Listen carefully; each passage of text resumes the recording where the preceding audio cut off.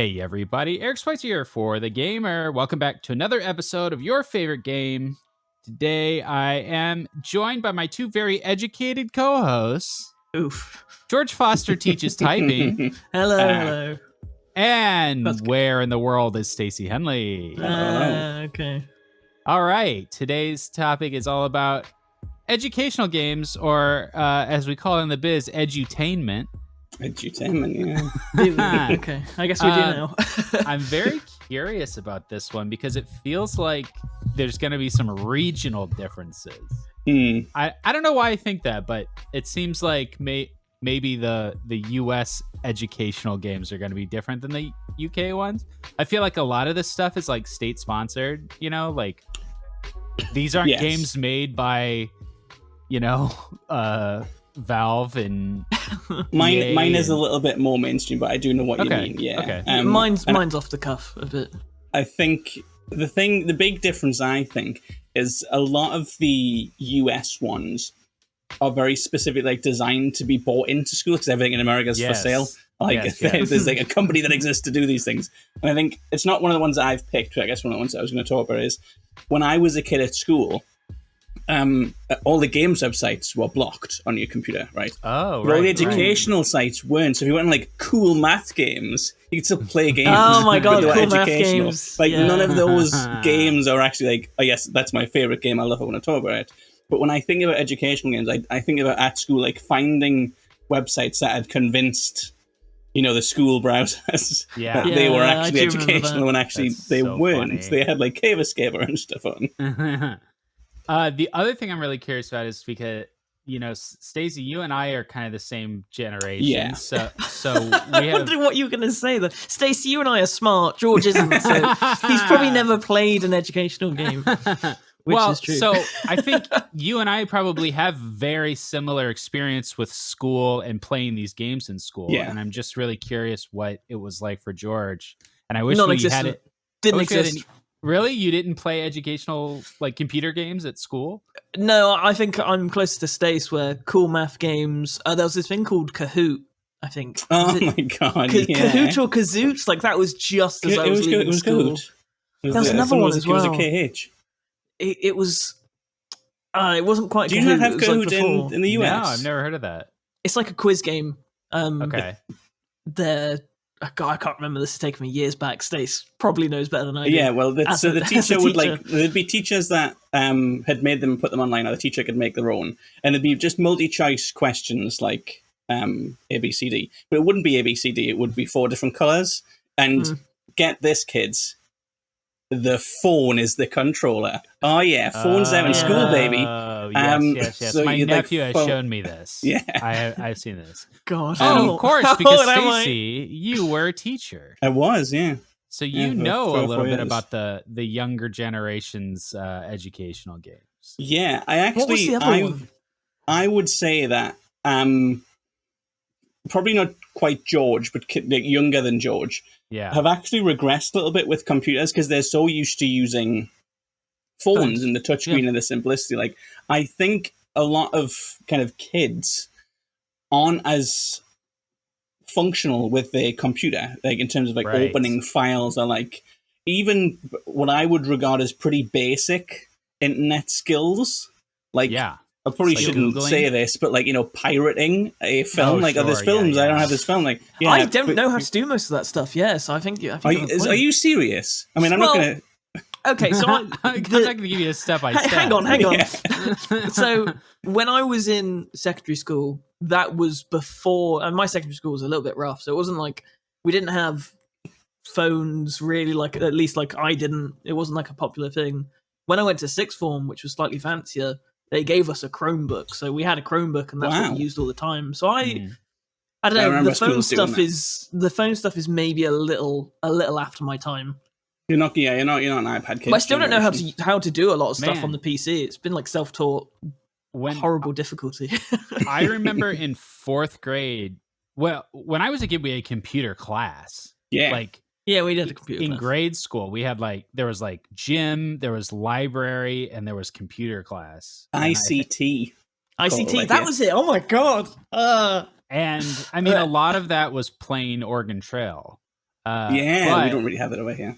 No. Ooh, okay. I want to get into that later. But when I was in 4th grade, we learned how to code HTML and make our own websites. Yeah, and we there's did that. no way kids are doing that now. No. I bet George didn't even do that. We had a WordPress at uni, I think. Absolutely not. No, Something like that. Nothing proper though. No, Ours used to be I couldn't go back and Word. do it now, but we start with like a blank string and had to like code it. Yeah, and type body Jesus. / in the brackets and code. And I can use HTML a bit easy these days because obviously like we use that at our WordPress has that built into it, so you got to go into it when like the font because you paste an image in wrong and it doesn't work, whatever. So like I'm familiar enough with how it works to fix things when I know there's an obvious error. But yeah, I don't. It kind of it's weird to think of how much more common technology has gotten. The education it probably hasn't really matched that because you won't always have a calculator with you, but you do because everyone has the phone with them. I think there's a little bit of that in the ICT or computer class realm. Like everyone's going to have a very powerful computer with them really at all times, and that's the thing that their attention and focus is on. And there's probably, to be honest, a lot of educational games that aren't games but are apps. Like these days, that's a lot of them will be in app form. Well, Duolingo, I think is that's a great one actually. Yeah. But also like the educational games when they were at their prime was also when games weren't taken that seriously and the industry wasn't that big.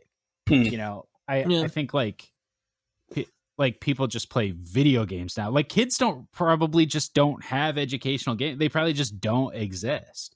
Yeah. I want to talk about one of my favorites is Jumpstart. I don't know if you guys have Jumpstart. No, not had. Okay. I'll talk about this more later, but when I was looking into this, like, so there was one for each grade. So like Jumpstart 3rd grade, right. They continued to publish and republish for like 16 years. And that came out when I was in 3rd grade, and like they continued to make that game for 3rd graders for over a decade. Like, I just don't think there are educational games anymore because there's just video games. Or like Wordle, like New York Times games. Like, I don't know. I think that was very specific to our generation and apparently a little bit of George's, and then it doesn't exist anymore. Yeah, it doesn't exist now. Okay. Well, let's jump into some games because I have a lot of ones to talk about. It is Stacy's turn to go first. Stacy, what is your favorite educational game? Well, as I said, mine is a little bit more mainstream in the sense of it. I think it is, we would agree, a real game. But I've gone for the Big Brain Academy. Oh, yes. For Love sure. the Big Brain series. Specifically, I would say the Switch version, which was called Brain versus Brain, because it was like a multiplayer deal. And the Wii version, which is called Wii Degree. Because I loved my Wii. I loved... Is Brain Age aspect. part of this? Or is that a completely different thing? I think so. Dr. Kurosawa's brain training was the age one. Big Brain Academy did the weight of your brain, how heavy your brain was, which obviously doesn't change. But you would do like questions, and it would say your brain weighs 25 grams, and then you would get more questions right now. It would say, oh no, it weighs 50 grams. Gotcha. It would land on a big scale with like a wet like sploink, like as if it was made of clay, and it would go like up and down. It adds the maths in and adds the spatial awareness in. I like that. All right, tell us about it because I have some questions. Well, I don't always pick these because of anecdotes. I know that's George's modus operandi a lot of time to pick a game that he has a story about. But I do have a story actually about Brain versus Brain. Because as I said, it's a multiplayer version. So it was you would play with someone online. If you matched up with someone, you'd both get the same questions and just be who answers them faster. And these questions on general knowledge, people who haven't played Brain Academy, it would be like, it would show you a train going from A to B. There'd be some tracks missing along the way. It would kind of go around corners and stuff. And it would say, which pieces do you need to put in there? Or it would put some birds in a cage, cover them over with curtains, mix them all up, which cage that's now covered up has the birds, and stuff like that. It was never general knowledge. It was all problem solving in some way or form. occasionally actual maths questions were in there. That's the closest it got to like knowing stuff. Anyway, there was a world leaderboard. During the review period, only reviewers and influencers had access to this game. And I did my score, and I don't know where I came out, like at 50 something. I was like, yeah, that's whatever. Like, and then I just kept playing it. Yeah. Up until really getting faster and faster, like learning how my mind worked, processing different things. And eventually, by the time the game released, I was ranked number 1 in the world. And it was just journalists. Smartest game journalist in the world, yeah. Who happened to be reviewing Brain Academy at the time.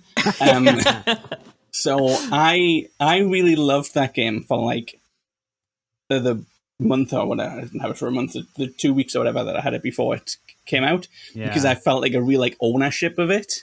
Like wanting to get that score really high. And then the game, because you released the general public, then my like ranking dropped in like the hundreds. And then I was like, yeah, and then I was like, I'm never going to get back to number 1. And it's not a game that you kind of play forever. But I really liked that experience because it reminded me of the first time I played Brain Academy, which was the Wii degree game, because I played that. That would have came out when I had been, I don't know, 14 or something. So it was my younger sister and my mum, my dad. And 14, I think, is probably the age when, if you are a kind of smart alecky kid, which I definitely was, you start to think you know better than everyone in the world. Like when you are 14, if you are a bit of a smart aleck, you've decided you're an adult.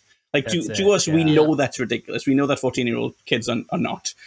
But I think anything beyond that, like beneath that, as a kid, you still know you're a kid. Like when you're a 12-year-old, you maybe wish you could go and see 15-rate movies and stuff, but you know you're a child. I think once you get into that age, you kind of, no, I'm a grown-up. So I really loved playing that with my family and my younger sister, because then it was like it was a really competitive thing, like wanting to be. If I can spot which shape comes next in the pattern quicker than you can, that means I'm a grown up. Like I understand that. I can remember that it went hammer hammer saw like bell. So I know that going backwards, I need to go bell, saw, hammer, hammer. And I know that because I have an adult's brain. Like, look how heavy my brain is. I was the same with spelling. Used to be so good at spelling. And I used to get, like, my parents or my family to quiz me on spelling. I was like, I'm smarter than you. You, an adult, doesn't know how to spell calligraphy, twat. Oh, that's awful. I have pattern recognition, and therefore I know everything. Yeah. God, that's so good. I think the thing with them, more than Dr. Kurosawa as well, they both kind of gamified it in a really fun way. Like, I don't think Brain versus Brain had a very long tail, because unless you are a very narcissistic game journalist who needs to be ranked number 1 in the world, there wasn't much of a pull to the leaderboard. Like, it was a little bit emptier, but at least they'd done a thing that was like, you're not just playing against yourself, which I think is a lot of educational games do. It's like, ooh, the only opposition is you yesterday. This was like, no, you're playing against people. And Wii Degree did the same, because there was like a lot of multiplayer modes, and it was a little bit like is it Mario Party 8, I think, has this, where when you won, you got to pick a chess, like a Tetris piece that went onto a board, and you got to like claim different squares and over the most squares at the end. Wii Degree it wasn't quite that, but it was something like that, where when you won, you got to claim parts of like a shared area. And that also became a brain puzzle, because it was like, well, you want to place it right in the middle, because then you're not losing anything. But if you place it right in the middle, it's much easier to be covered by other people. Right. So that was a really fun like slice of how to do a brain game. And part of it obviously was beating your own weight, but a lot of it was you were playing in the moment with another person, which I think makes it a little bit more of a game. Probably leans more towards the game side than the educational side for that reason. That's cool. I never played that, but if I had known it was competitive, I probably would have gotten really into it. I think I never had the DS version. I think the DS version was just a different version of brain training. It was, you just played against yourself. You just did challenges and puzzles. But the Wii Degree and Brain versus Brain were both competitively based. You could play Wii Degree solo, just again doing the quizzes and getting a better score. But the main draw of it, certainly with the Wii being a big family console, it was a kind of downstairs console. I think the Wii, and the same way the Switch is. the family element was a really big part of that. This category of like brain training games is interesting. I believe within, I don't know, the scientific community, these are pretty much regarded as pseudoscience. Yeah. BS. They used to use the word neuroplasticity, which they don't. I remember that. They don't phrase. use What that does so much anymore. But it was basically the idea that like using your brain makes you smarter. Like, yeah. Mm-hmm. And just like if you can solve these little logic puzzles, you're getting smarter every day. But I think that's true. I don't see it why that wouldn't be true. You're thinking something else. So we know that like using your brain does have health benefits. Like the more active your mind is, the more likely you are to stave off things like Alzheimer's disease. Yeah. But it's not like increasing your IQ or whatever. What? No. to play I Wordle every day. I think it does. Otherwise, what's the point? It's probably one of those things that helps. Fun. Yeah, it probably helps. I believe this is not based on any science at all. It's just kind of my view, I guess. If you're kind of older and lonelier and don't really have an outlet, it probably is quite good for that neuroplasticity. But I think for working adults, doing the mini in like 45 seconds, it's cool. Like that's a good time. Anything under a minute's a good time. But like, it's not making you smart. It's dripping dopamine into your brain, right? I was viewing it as like you get like an IQ point every time you do one of those. Every time you level up. Yeah, real you life. get an experience point. That's awesome. Okay, great pick. George, make me proud, buddy. Okay. What is your favorite educational game? So I'd like to preface this. Oh my it's always a good start. Hang on. No. Like, you both know me. You know I don't really like to learn. That wasn't always the case. Okay. I'm stubborn now. I didn't used to be. I used to be a proper book nerd. I used to be a worm. I used to be a proper worm. I used to be a nerd and a bookworm. I used to really try in school. It's only like post uni or I've gone, nah, I'm the best I can be. It's only now that I've left school I don't care about school. I'm like, who needs to learn? But my favorite educational game, and I think I'm stretching the limit here, but I do have a story, is Bully Scholarship Edition. Oh my god, that's definitely stretching the limit. That's in no way educational It's a game about a school. No. So technically it is. That would be a cute way to do it. But we've talked about Bully before. I can't remember what the topic was, but I have brought it up. And I remember saying my favorite, it probably is minigames. My favorite bit about it was the classes and the lessons. And we've talked a bit about that. I do remember you saying that actually, yeah. Yeah. And I remember at the time, I think I just said something like they were fun and cool and a good like way to get the school theme across. But on reflection, when I was looking up educational games, I remember really, really struggling with some of the ones. So in it, you've got like art, maths, shop class, geography, and English. So like art's a silly puzzle mini game where you slide stuff across. It's kind of like Pac-Man. Shop is a quick time event essentially. But English, maths, and geography were all full blown like quizzes. So for the English one, it was a word jumble, and some of these words I looked up earlier. I was like, what are the answers to these? Just kind of jog my brain a little. Some of the words were stuff I didn't know. Like when this came out in 2010 or whatever, I was like 11. I didn't know what word it was asking for. That's sickening. So I had to learn the words. I had to like actually figure it out. I had to do the word jumble. And this was in a time before I could just go on the internet and Google English 1 Answers Bully Scholarship Edition. Absolutely wasn't, by the way. Reliable internet. Game facts No. Reliable internet. Mine was crap. It was like dial-up or whatever. So I had to write it all down. I had to literally put it in a notebook, write it down. One of my best friends, he had it as well, and we would swap notes about these bloody mini games that you had to do. You would cheat.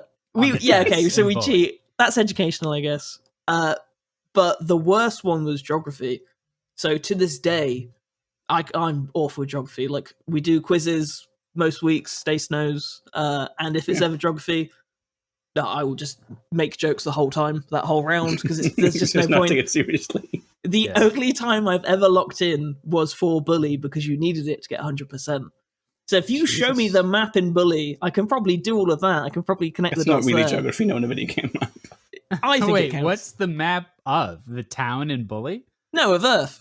Of It's like just countries? Yeah, it's like match It's a a country to the globe. flag. Yeah, a globe. That's it. Thank you. Okay. God, maybe Wait, I need some So education.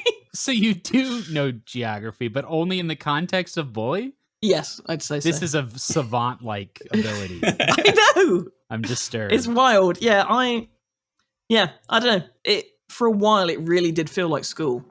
Like when you were noting all this stuff down, when you were collecting all these things.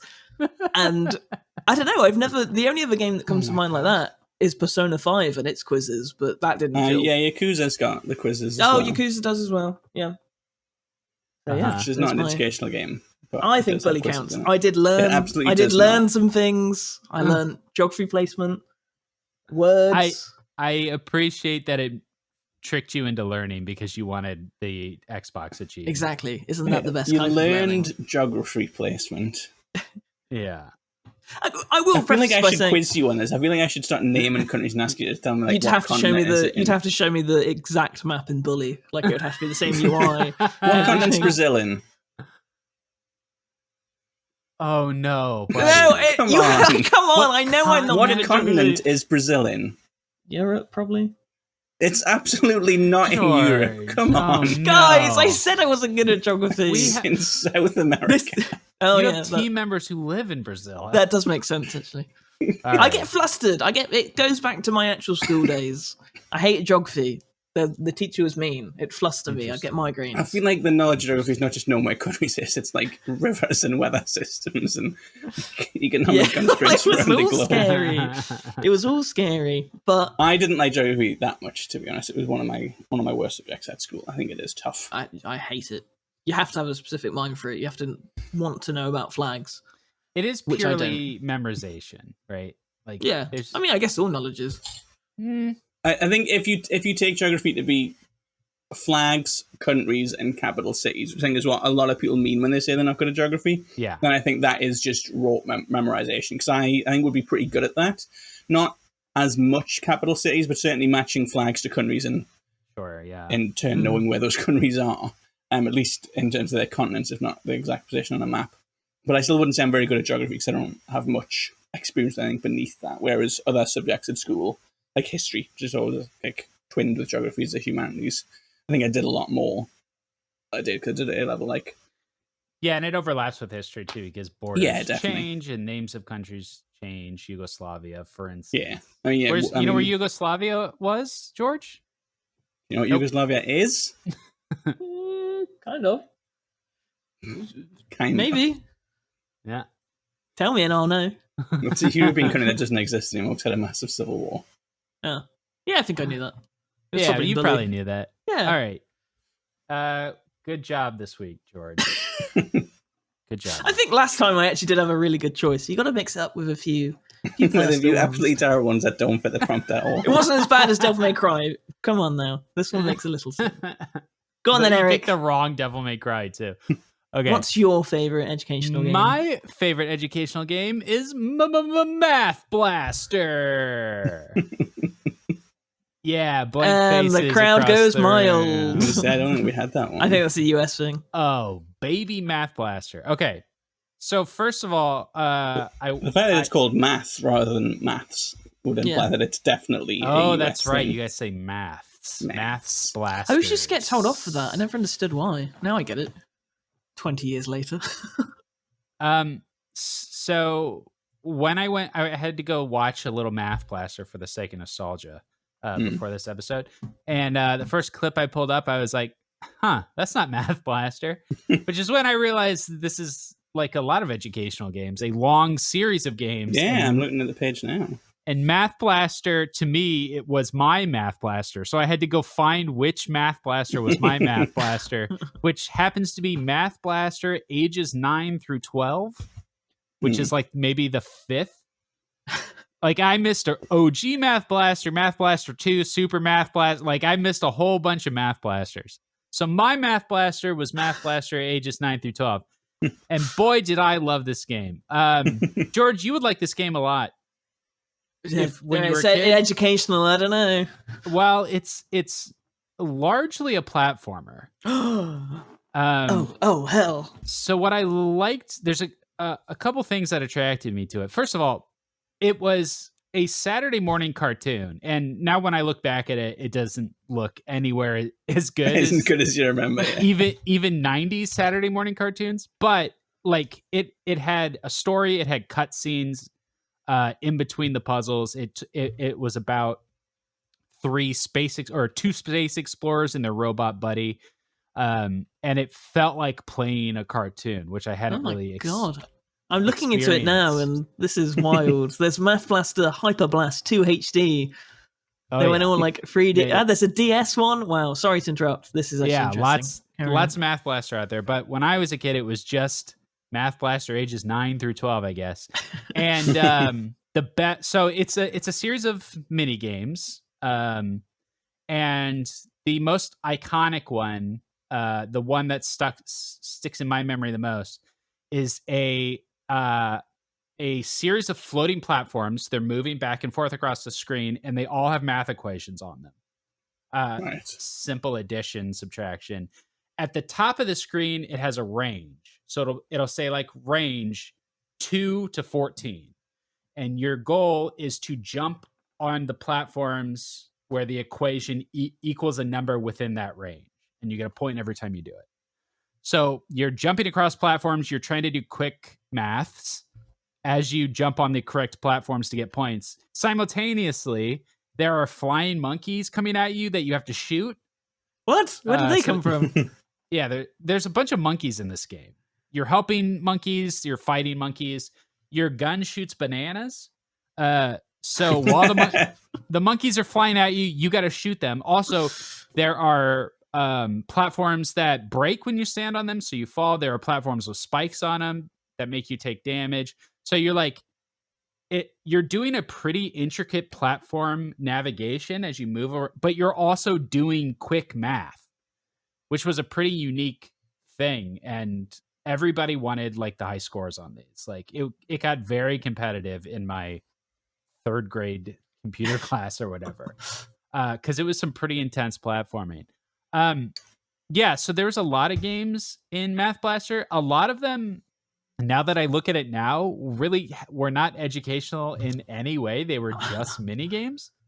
For instance, one of them was a series of conveyor belts, and different colored gems would fall on them and move down the conveyor belts. And your goal was to get the gems in the matching colored buckets at the bottom. So it's a puzzle, though, isn't it? You toggle which direction the conveyor belts went to get the gems to fall into the right colored buckets.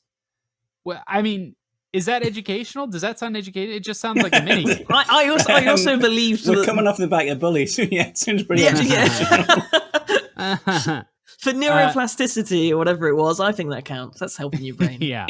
But with the educational games, you're right. With kids, is the point of these games sometimes, especially when it comes to subjects like maths, that are typically, the vegetables of school, is it to get kids less scared of maths as well? Like, because there are obviously these games for English and for other, I guess, more popular subjects. I know not everyone likes English, but maths is a subject.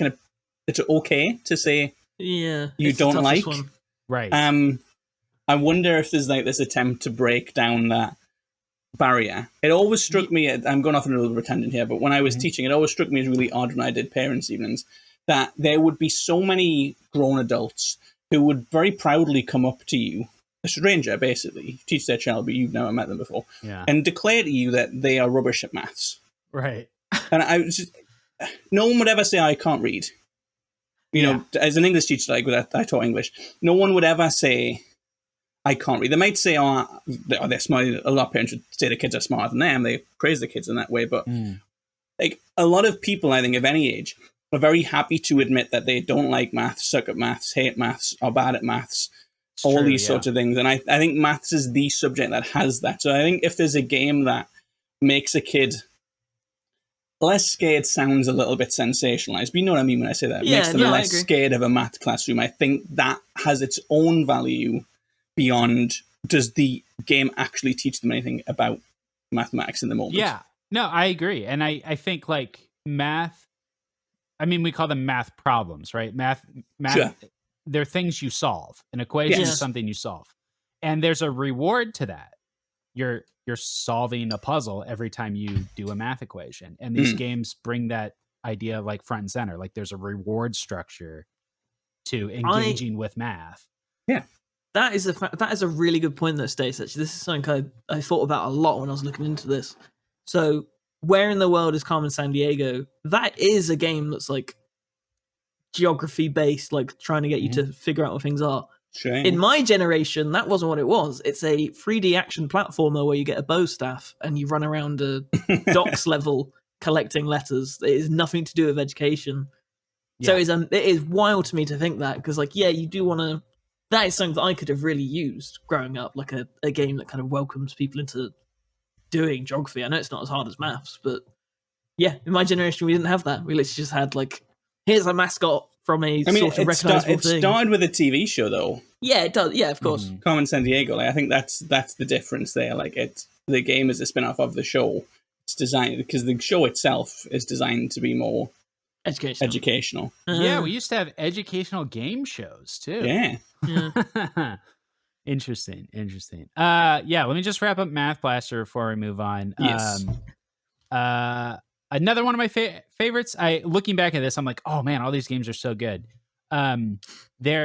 It's a bridge. The bridge is broken, and all the tiles that you can use to build the bridge have fractions on them, and you have to make it 100%. But the fractions aren't. It's not just like 1/10, 2/10, 3/10, right? They're like different sized fractions. 1/25, 7/16 or whatever, and you have to make it add up to 100. And then they start throwing in percentages too. So sometimes we'll just say 26% or whatever, and you got to make a complete bridge. My God. And then I haven't thought of fractions in years, and I don't want to. What about frog fraction? Not a clue. Really? We didn't have that either, no. Oh, okay. We'll do it. Frog Fractions isn't an educational game. It's masquerading as one. It's like a surrealist. Oh no! I think I know what you mean. We'll say Frog Fractions. Yeah, I do know what you mean. For an episode about secrets or something. Okay. Yes. And then one of the games in Math Blaster is just the Lost Vikings, and I can't believe they got away with it.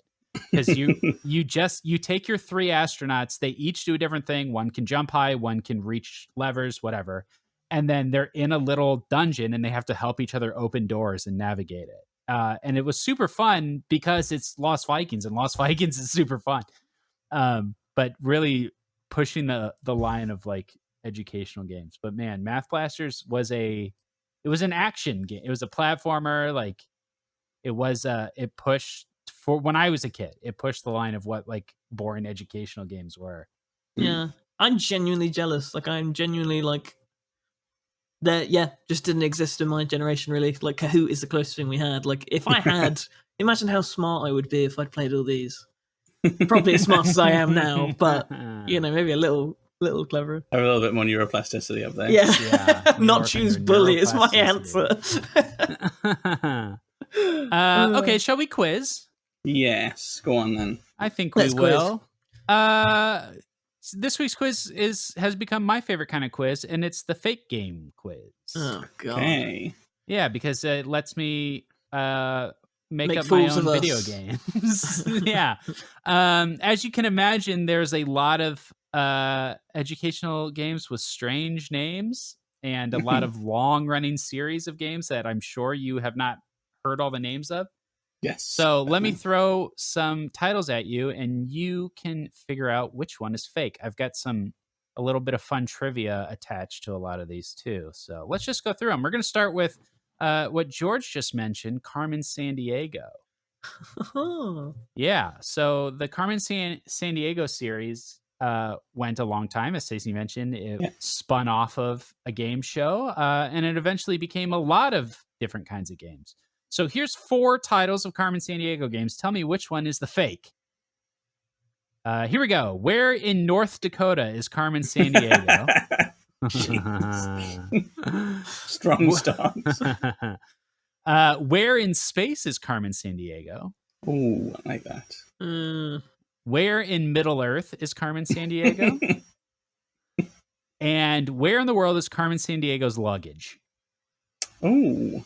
It's got to be George, Middle do you wanna Earth. go first? Yeah, it's got to be Middle Earth. I'm sorry. That's.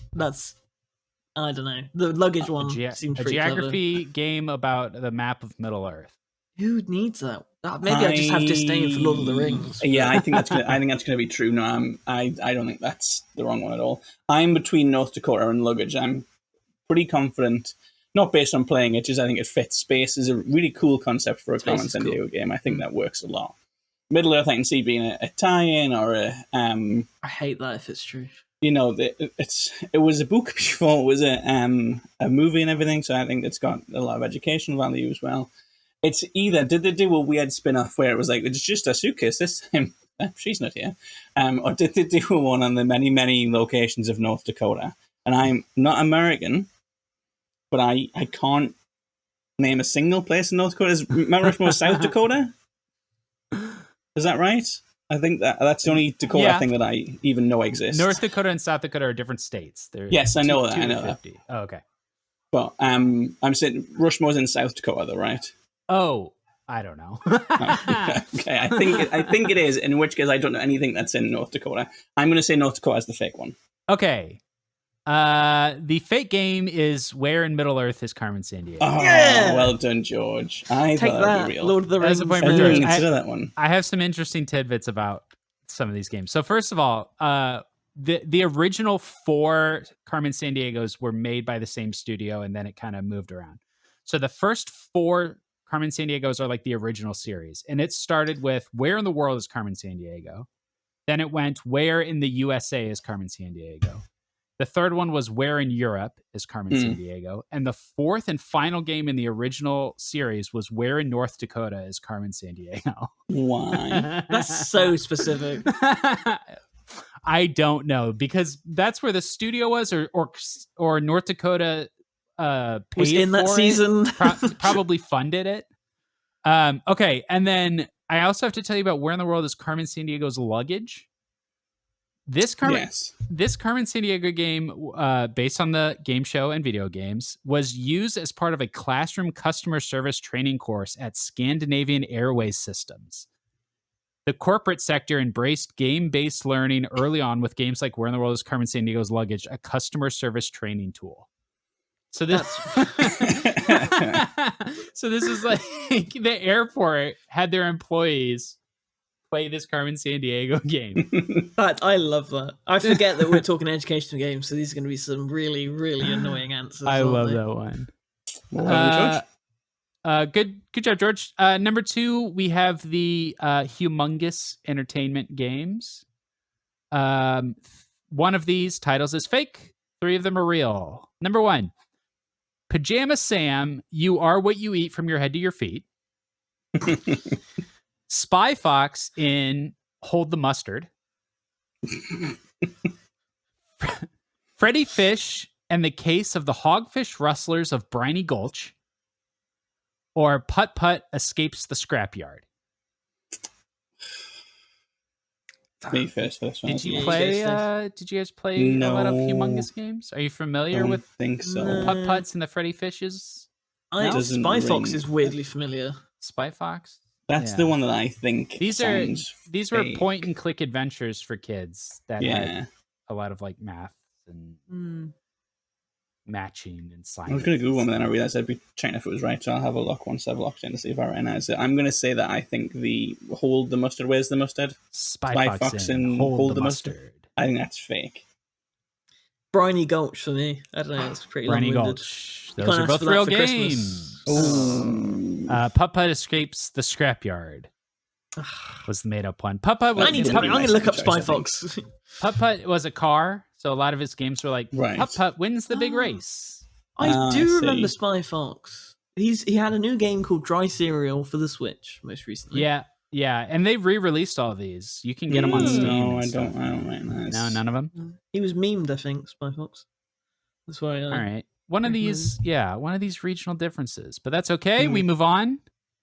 Okay, or Oregon Trail. I know that wasn't big in Europe, but no, I assume you're familiar with the concept of Oregon Trail. Of course. Yes. Well, this question is about the Trail to Oregon, a 2014 off-Broadway parody musical. Okay. Right. Which was also what's your Broadway called? West End. West End. It was also off West End, so you had an opportunity to see the Oregon Trail musical. George, have you ever been to a show Back in 2014? I went to Don't say Pantomime. Pantomime doesn't count. The Full Monty. I went to. Oh, Okay, yeah, that's yeah. Back when I was doing work experiences for a magazine, it's pretty good. I'm surprised you haven't seen Book of Mormon. That's the one anybody who No, doesn't like theater it's has. here now. I do keep meaning to go see it, but Yeah. We actually had tickets. I was ill, and I was ill this week for the first time in years. We couldn't go. Actually, I was fine. Actually, Lucy was still ill then. Have you seen it before? No. Oh, We go okay. quite a bit though. We've seen like Hamilton a few times, and I've always wanted to see Bonnie and Clyde was really good. Be More Nice. Chill. That's the one I want to see, but it doesn't really do much anymore. Okay. Odd one. So, Yeah, go on. these are the titles of songs from the Oregon Trail musical. Oh, Sure. God. And one of them is made up. Here are the songs: Dysentery World, Naked in a Lake, Cow Pie Surprise, or Wagon on Fire. Wagon on Fire, I'm going to go for. The Dysentery Wow, one has that's to be right in there. there. I actually have a fun anecdote for this, which just disappoints me about this question. So before I worked at the Gamer, because I did have a life outside of these walls, I was freelancing at other game websites, and I once had to rank all the different Oregon Trail games because they did different versions of them. Yeah, and you never played them? I played bits of them like for that, but I can like remember some of the more weirder ones. So I was hoping you were going to ask a question about different Oregon Trail games. Like, I remember that. I juked you. The Oregon Tourist Board did a modern version where you went to different microbreweries in Portland. That's awesome.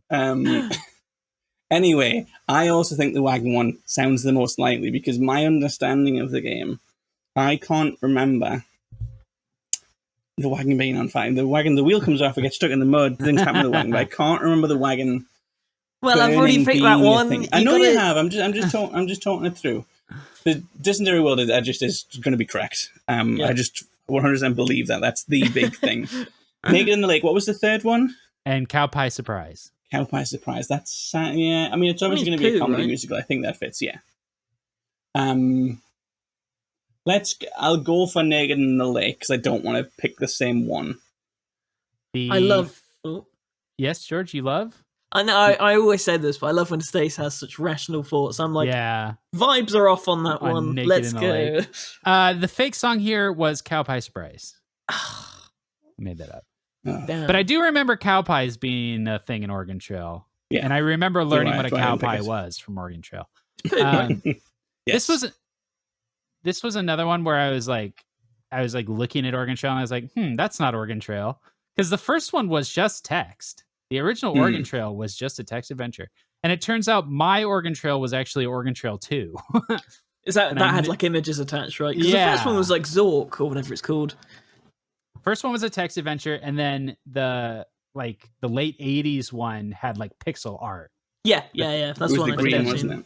Yeah, the green one. And then the one I played was actually Oregon Trail 2, and that was the one with the photos. There's like an FMV one as well, and there's one with a hunting mini game. I remember the hunting mini game. Yeah. In this musical, a little trivia for you. The names of the characters were chosen from suggestions from the audience, and at the end of the show, the audience gets to choose which character dies. Oh, yeah. We love a bit of audience participation. But Christ. We sure do. Okay, moving right along. Are you familiar with the Zoombinis? Zoombinis. This was a European game. I thought you might be. So Zoombinis were yes, I just looked them up. Yes, I do remember these. Yeah, little purple guys. And the goal was to their home nation of Zoombini Isle was under siege by their neighbors. I can't remember what they called, the Google Globs or something. Yeah, I'm just like in the Smurfs. They'll just have something made up. Yeah. And so the Zoombinis had to migrate to a new home. The name of that home changed when the game left Europe and came to the US, they changed the name of the Zumbini Refuge. So I will give you 3 names. You tell me which one was not one of the names for where the Zumbini settled. Okay. So sorry, we're gonna get the old name, the new name, and a fake name. Is that right? Okay. Yeah, and bonus points if you get all 3. How about that?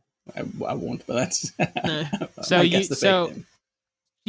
get a point for the fake name, but also tell me which one's the European one and which one's the American one. Ah, yes. Okay. That's Okay. So Hamburgerland. Here's the 3. Here's the 3 names: Zumbinatun, okay, Zumbiniville, and Zumbiniopolis. So fake name, European name, and American name. There's a yeah. You went first last time for Oregon Trail, so I get to go. Yeah, first you guys did. Yeah. I'm going to fall for the bait. I'm going to go for just my gut reaction. I think Villa's the European. I think Metropolis is the Zoomtropolis is the American, and I think the first one, the Bellini, Zumbiniton. I think that is the fake one. Okay. I think the Opolis one is fake. Turn is the original one, and then Villa's the American one. 3 points for George. Wow! What a guess! I'm going to give you 2. I'm going to give you 2. It was 1 bonus for point. the bait. Yeah. Yes. That was a total guess. The European name was Zumbiniton. The American name was Zumbiniville. That sounds so strange. I just associate Ville as being... It just felt too... I know there's a lot of American places that do have Ville, but they're mainly because they were European settlers. Well, yeah, and we have Ton. We have, like... Yeah, no, I don't know why they would even change that. That's fine. Yeah. Interesting. Okay, let's get into the Mario education. There's a lot. I like these. There's I don't a like lot them, of educational Mario games. I have some fun trivia about these too. One of these is a fake game. Okay. Is it Mario Bros. Crayon Adventure? Oh, God. Super Mario and Friends, When I Grow Up? Mario's Early Years? Or I Am a Teacher, Super Mario Sweater? What? How can that be a game? That's a clothing. That's a sweater. maybe that's the trick. One of them is just describing a sweater. No, I think that Judge, actually, you're first. Yeah, George. Oh, great, on the hard one. Cool. Tell me if you need him again. Was this any order? The sweater one can't be fake. I mean, that's just stupid. I can't wait to find out why. The When I Grow Up one, because Nintendo seems like really reluctant to do much of an age gap unless we're talking Yoshi's Island kid ones. So that's my answer. That's your answer. Super Mario and Friends, When I Grow Up. Yep. What was the logic? Because Nintendo doesn't do age. They don't really. It's kind of like Simpsons, where it's like Mario and that are at a fixed age. You know, it's not like I guess so. Yeah, again, canon doesn't matter to them. I know they've done Yoshi's Island, their babies, but even that's like doesn't really make much sense. I didn't really know what you mean. But yeah, we don't really ever see young Mario. There's baby Mario and there's Mario. Exactly. Yeah, that's fine. Yeah. It was Crayon Adventure, and the third one was Mario's Early Years. Oh, see, that falls into the same the same thing, isn't it? What George has just said. Oh, damn I actually did Mario think Boy. the one that George said, I thought that was real from the start, just because of the sound of it. I don't know any of these. Crayon Adventure, I think, would probably fix. Obviously, there was the painting and stuff like that, so I think that could kind of be one of those like CD-ROM games in the 90s. I will go for Early Years. The fake game is Mario Bros. Crayon Adventure. What's the sweater? Fooled you both. Talk myself out of it. The sweater game is exactly what it sounds like. It was like a knitting thing. Oh, it would give you a pattern, and it was a video game, but it would give you like a sweater pattern with Mario's face on it, and you would have to like learn how to. I think I need more educational games. This has not gone well for me. A fun fact I learned about Mario Teaches Typing. You both might already know this, but I didn't. This was the first game where Thomas Mario Martinet's speaks. voice. Yeah, this is how he became Mario, was from Mario Teaches Typing, which was a licensed game, like wasn't even a Nintendo game. Yeah. I think it was when he stepped down that I found that out. Either when he wasn't in the movie or when he officially was replaced by Kevin, whatever the new guy's called. I remember seeing it, and I didn't know it until it was like relevant to a news story. It was on a YouTube video years ago, I think. Just one of those random, here's everything you need to know about Mario, I would have absorbed. Yeah. Well, we still have 2 more. It's anyone's game, I think. These are Reader Rabbit titles. Do you know Reader Rabbit? No. Interesting. Okay. Read A? So Reader Rabbit was like... No, Reader Rabbit. Like no, but is that the pun? Like read A... Rita Rabbit geography? What? Like you read a geography? You get what I mean? I have no idea what you're trying to say. I understand what you mean just because of the way you're saying it. You think that reader is supposed to be pronounced as reader. No, I'm saying it's like a play on words. Like it sounds like reader. Let's just see what Eric says. Like this is a game about a rabbit that reads. It's called Reader Rabbit. Is it actually? Yeah. That's what I meant. Okay, yeah. Good. That's what you meant? Yeah. Okay, I have to move on. I'm gonna get mad. So Reader Rabbit games were like really young, like skewed preschool age. But this was a very, very long series, so I wasn't sure if you'd heard of it. Apparently not. But here's 4 titles of Reader Rabbit games. They are bizarre. Oh, the name is Reader Rabbit. It's not Reader at all, George. I'm confused. The game's name is Reader. The game's name is Reader Rabbit, not Rita as in RITA. Right, yes, okay. Yeah, yes. Reader Rabbit. Okay. Great. Here's some Reader Rabbit games. Bounce Down in Balloon Town. Okay. Race to Button Shoe Boardwalk. Mischief Cheese, like the word cheese. Mischievous Dream Ship Adventures. Or On a Mission to Help the Lion Flowers. And what I love about this is none of these follow any kind of pattern at all. There's no way to feel it. One of them has like a pun. Syntax. One of them's so simple. One of them's alliterative. One of them's way too complex for like a 4-year-old to understand. They don't seem like they're all the same game series in any way. Georgia first one, I think, aren't you? Yeah, I think the mischievous one is just a little too. If this is for a younger crowd, Mischievous Dream Ship Adventures. Yeah, I think I'd be if I was that age. You know, I had to have that a little bit explained to me. Then the whole Reader Rabbit thing. I don't think I'd get mischievous. Sometimes titles aren't really for the kids. The kids aren't asking to play it. This is for the schools that are being sold. Yeah, I think Miss Cheese is right. And I think the last one, because it was longer, that's convinced me. So On a Mission to Help the Lion Flowers. Yes. There's Bounce Down to Balloon Town was the first one, right? Yeah, Bounce Down in Balloon Town. And then Race to Button Shoe Boardwalk. Oh. What is this episode, man?